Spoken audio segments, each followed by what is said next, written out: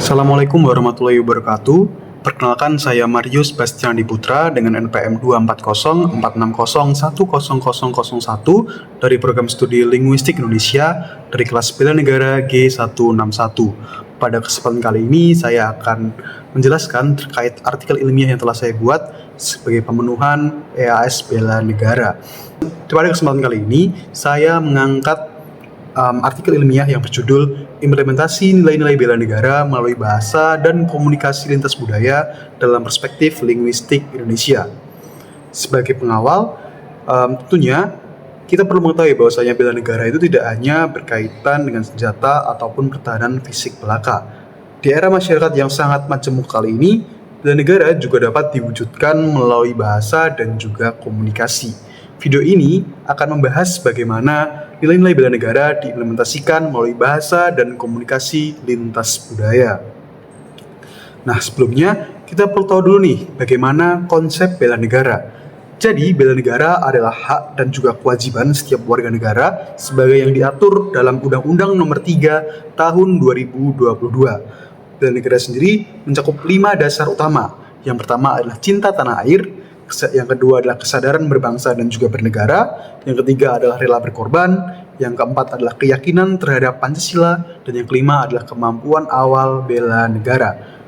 Nilai-nilai ini tidak hanya berpatok secara fisik belaka, namun juga dapat diterapkan melalui kegiatan-kegiatan yang berlibatkan dengan hal-hal non-fisik, termasuk melalui bahasa.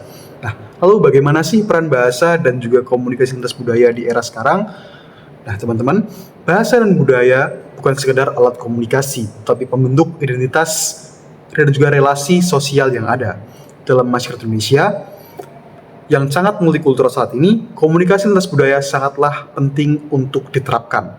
Adanya perbedaan latar belakang budaya dan juga bahasa perlu untuk kita terapkan rasa toleransi agar terjalin keharmonisan bersama.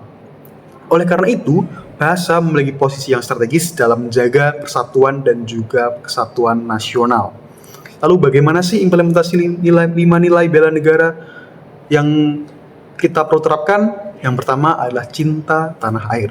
Dapat diterapkan dengan menggunakan bahasa Indonesia secara baik dan juga santun, serta saling menghargai antara bahasa dan juga budaya yang tentunya saling berbeda antara satu warga negara dan juga warga negara yang lain. Yang kedua adalah kesadaran berbangsa dan juga bernegara. Tentunya kita perlu sadar bahwasanya dengan bangsa yang sangat majemuk kali ini, kita perlu menerapkan rasa hormat dan juga etika dalam berbagai bidang kehidupan. Tentunya untuk menjalin rasa kebersamaan. Lalu kita juga perlu menyesuaikan bahasa dalam komunikasi lintas budaya untuk menghindari adanya konflik berkepanjangan.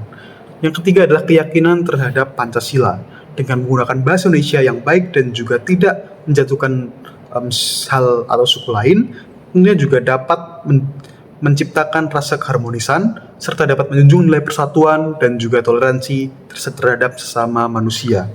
Yang keempat adalah rela berkorban. Dengan menerapkan implementasi nilai bela negara ini juga dapat mengutamakan keharmonisan sosial dan juga komunikasi.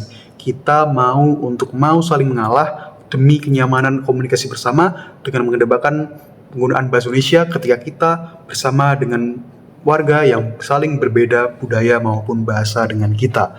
Dan yang terakhir adalah kemampuan awal bela negara. Hal ini sebenarnya sangat fundamental dalam kajian linguistik Indonesia, sebab dengan menerapkan dan juga memahami bagaimana kemampuan awal bela negara dalam hal bahasa, kita dapat menciptakan rasa saling solidaritas dan juga komunikasi lintas budaya dengan nyaman dan juga tentram. Tentunya juga dapat memahami konteks dan juga menangkal hal-hal yang tidak baik dalam kehidupan kita. Lalu bagaimana sih relevansi dalam kehidupan sehari-hari?